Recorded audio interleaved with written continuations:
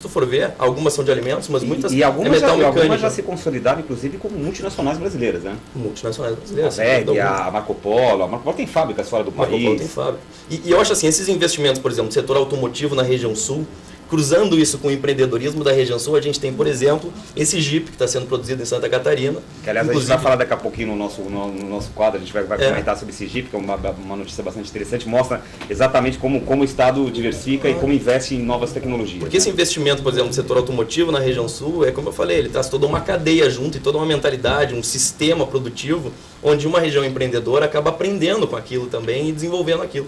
Então a região sul acho que cruza muito bem isso, né? Polo de investimento junto a uma cultura, né, muito empreendedora que tem essa região, até porque ela teve que se desenvolver muito com as próprias pernas, no sentido de não ser o polo de investimento principal, mas cada vez mais agora, mostrando todo esse potencial, ela está conseguindo se transformar num polo também aí de investimento dessas multinacionais. Legal, a gente vai falar também uma coisa bastante interessante, um assunto bastante interessante daqui a pouquinho, que é o perfil do consumidor da região sul, que ele tem um perfil bastante peculiar. Mas antes de a gente entrar nesse assunto, o Caetano está aqui dizendo que já temos uma participação bastante grande aí no chat, então vamos às perguntas nos nossos... Vamos lá. Bom, primeiro eu queria agradecer a participação do Roland Telas, do Mena Barreto e também do Alan, que já estão conosco aqui no chat. E a pergunta vem do Mena Barreto, que é um amigo nosso que sempre participa do programa de Mogi Mirim, Gabriel, e ele fala o seguinte: os empresários, com todas as suas análises de mercados, previsões financeiras, todos os mecanismos que dispõem para planejar seus investimentos a médio e longo prazo, não tinham uma previsão no sentido de que o Brasil não seria afetado pela crise? Eu, que não sou economista, fazendo uma análise de tudo que foi publicado sobre a crise em 2008 e estabelecendo algumas comparações de cenários, tinha certeza de que aqui seria mesmo uma marolinha. Olha, eu acho que é uma observação interessante, né? Eu acho assim, a crise ela pegou muito forte todos os mercados, né? Pegou mercados que são tradicionalmente muito mais fortes que o Brasil, né? A gente não pode contrariar esse fato. Mas eu acho assim, ele tem razão em relação à gestão, eu acho que mais a gestão de risco, né? E planejamento das empresas. Eu acho que isso a gente sofre ainda. Eu, inclusive, sou um profissional de planejamento estratégico, né? Eu, inclusive, estava nos Estados Unidos, né, no período em que aconteceu a forte crise, que foi setembro, outubro, mais ou menos, de 2008. E eu lembro que nos Estados Unidos a mentalidade já era outra, né? Cheguei nos Estados Unidos lá e estava todo mundo já a crise, planejamento. Só quem tiver planejamento e gestão de risco e conseguir antever, prever cenários vai conseguir sobreviver, vai conseguir se manter. Quando eu voltei para o Brasil, estava tudo uma maravilha, né? Então eu acho que até assim, eu concordo talvez que fazendo uma projeção de cenários e cruzando informações, fazendo um trabalho de gestão de risco mais elaborado e organizado no modelo de planejamento, a gente conseguiria talvez ter as empresas mais preparadas para encarar a crise e até saber melhor o impacto que ela ia ter, né? Mas infelizmente a gente hoje ainda não tem essa cultura tão forte aqui no Brasil como a gente tem, por exemplo, nesses outros países que, claro, estão tendo certa dificuldade, mas as empresas, vamos dizer assim, já sabiam melhor qual era a dimensão da crise e até onde ela ia se instalar. Enquanto que no Brasil a gente teve um pouco aí de falta de previsibilidade. E vou te dizer assim, um momento de não saber exatamente quando a crise está de fato instalada. Quando ela se deu por instalada, principalmente afetando os outros países aí mais fortes, né, a princípio, eu acho que aí sim a crise se instalou muito forte no Brasil e todo mundo se assustou e teve então, sem ter como prever muito bem o que ia acontecer, uma resistência maior e não conseguir exatamente saber até onde vai essa crise. E uma questão também, me parece a seguinte, uma questão são as previsões, porque sempre tem os como é que fala, os profetas de plantão, né? Previsão que não falta, uns defendem, hoje mesmo eu estava ouvindo no rádio, quando eu estava vindo para cá, sobre aquele Rubin, né? Que é um economista americano, economista catástrofe, que previu, foi o único que ele se destacou e passou a ganhar milhões de dólares agora, obviamente, né? Porque ele foi o único, digamos, a única voz contrária dizendo que essa bolha imobiliária americana ia estourar, né? E esse camarada estava falando hoje no Fórum Mundial de Davos, lá na Fórum Econômico Mundial, ele estava comentando o seguinte, estava falando justamente, fazendo umas previsões em relação ao problema da Grécia no mercado comum europeu, que ele disse ele, que vai ser um desastre se a Grécia quebrar. Agora ele falou que muito pior será se a Espanha quebrar, porque aí vai botar o mercado comum europeu abaixo. Quer dizer, e linkando com o que você está falando, eu me lembro de um livro também que eu li sobre cenários, né?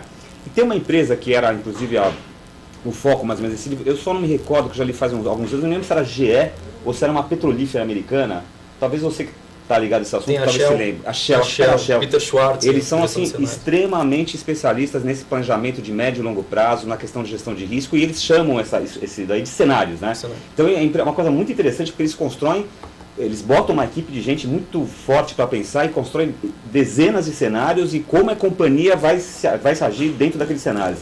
Falta isso no Brasil ainda. Falta sem dúvida. Isso aí é a mentalidade de gestão voltada, a gestão estratégica, né, como a gente chama, que é realmente tu pensar cada vez mais numa abordagem de médio e longo prazo, tentando antever cenários, onde antevendo cenários consegue trabalhar melhor as oportunidades e ameaças, se esquivar das ameaças, aproveitar as oportunidades e a partir daí ter uma vantagem competitiva em relação ao teu concorrente. É mais ou menos isso, realmente, essa mentalidade e esse trabalho de médio e longo prazo que falta até muitas vezes para empresas não só de grande porte. Né? Isso aí, com certeza, elas têm sua área de marketing, tem um planejamento estratégico, muitas vezes ela acaba vindo, né, de uma estrutura global da empresa, então isso também é uma coisa importante. Né? Se vem uma multinacional onde o plano estratégico vem dos Estados Unidos, ela corta tudo, né? Se tem uma filial no Brasil, não interessa, ela simplesmente diz, olha, não, vamos frear tudo, e isso impacta o mercado do Brasil, consequentemente retrai o mercado, que aí vem então o que o Miguel Jorge falou. Então eu digo assim, uma coisa está muito linkada à outra, é difícil a gente dizer, as empresas daqui, né, podiam ter previsto. E é uma miopia, na verdade, porque você vê o caso da Chevrolet, né, que praticamente quebrando nos Estados Unidos e a subsidiária brasileira vendendo bem, produzindo bem, dando lucro, mas ela entra de roldão nesse desespero da matriz, né? Exatamente, com certeza tu teria claramente aí divergências ou diferenças entre um planejamento estratégico e previsão de cenários de uma GM Brasil para uma GM mundial, para uma GM global, para uma GM nos Estados Unidos, inclusive. Né? Então eu acho que é isso aí, falta um pouquinho essa mentalidade voltada para a gestão estratégica e trabalhar muito, com certeza, a previsão dos cenários, porque isso aí é o que faz a tua empresa se manter perene no mercado por mais tempo. Mas como o tema do nosso programa hoje é a região sul do país, vamos parar de falar um pouquinho aqui de planejamento de longo prazo. A gente já falou um pouquinho do mercado, o Gabriel está comentando um pouquinho sobre essa força do mercado do sul do país, na economia, e agora eu queria que ele comentasse um pouquinho sobre o consumidor da região sul. Tem um caso que é célebre, que é o caso das Casas Bahia, né, que insistiu, tentou se instalar lá e não conseguiu, e agora jogou a toalha de vez e vai, acho que, transformar a única loja que ela tinha lá ainda em Porto Alegre, vai transformar numa loja do Ponto Frio. Fala um pouquinho sobre esse consumidor, sobre essas peculiaridades. Giba, realmente assim, esse é um tema muito interessante, tá? Eu acho que a região sul, ela tem características muito próprias, né? É uma região muito com suas tradições, suas culturas, de forma muito rica, valoriza muito isso. E eu acho assim, ela tem características assim de consumo extremamente peculiares. Não é à toa que a região sul, ela é também um mercado teste para muitas empresas, né? Se a gente pegar aqui e fizer um cruzamento rápido de informações, a gente tem, por exemplo, o PIB, né, da região sul, ela é equivalente, por exemplo, ao Nordeste, né, segundo, terceiro, vamos dizer assim. E a gente tem uma população infinitamente menor na região sul do que na região Nordeste. Né? Consequentemente, a renda per capita da região sul ela é maior. Né? Além da renda per capita, se a gente cruzar a renda per capita com o IDH, né, o IDH é o quê? O IDH ele cruza educação, renda e longevidade. Então, para quem não sabe, IDH é Índice de Desenvolvimento Humano. Perdão, Índice de Desenvolvimento Humano. Então, tu cruzares IDH, né, com a renda per capita, tu vai ter o quê? Um público extremamente conservador, que trabalha muito com informação, altamente intelectualizado, mas também muito exigente na hora de colocar o seu dinheiro, porque ele é um mercado extremamente consumidor. Né? Ele tem muito dinheiro no mercado, mas ele ao mesmo tempo ele tem uma qualificação, IDH versus renda per capita, muito alta. Né? E ele prefere, por exemplo, não ser inadimplente, ele prefere não se endividar. Então, isso tudo, e a questão cultural também, claro, colonização, entre outras características que influenciam, né, o Urban System sabe muito bem disso, ela se torna, então, uma região onde o consumidor ele é muito resistente à mudança, ele é muito exigente, né, ele cuida muito bem onde vai investir o seu dinheiro, ele busca realmente uma qualidade diferenciada pela questão, né, da educação que ele teve, né, voltado muito para a questão da qualidade dos produtos, perenidade dos produtos, e por isso eu acho, né, fica nítido porque Casas Bahia teve uma certa dificuldade, até porque Casas Bahia, vamos falar aqui claramente, né, é um grande financiador, é um banco.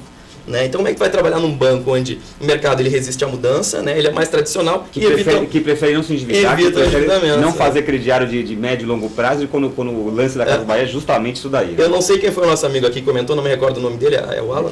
Mena Barreto, perdão, o Mena Barreto comentou. Eu acho que aí também está claro uma falta de projeção de cenários, né? Porque se tu fizeres um cruzamento simples aí de questões regionais e culturais, tu verificaria que o público potencial da região sul não é o melhor para Casas Bahia, sem dúvida alguma. Ele deve ter lançado lá como Casa Alemã em vez de Casa Bahia. Casa alemã, casa do gaúcho, casa do paranaense, casa do catarinense. Olha, nós estamos quase encerrando nosso primeiro bloco do programa. Caetano, como é que está o nosso chat? A gente tem perguntas, tem participação. Então vamos fazer uma pergunta antes da gente encerrar com o nosso quadro Urban News. Eu vou fazer mais uma pergunta que logo depois que eu fiz a primeira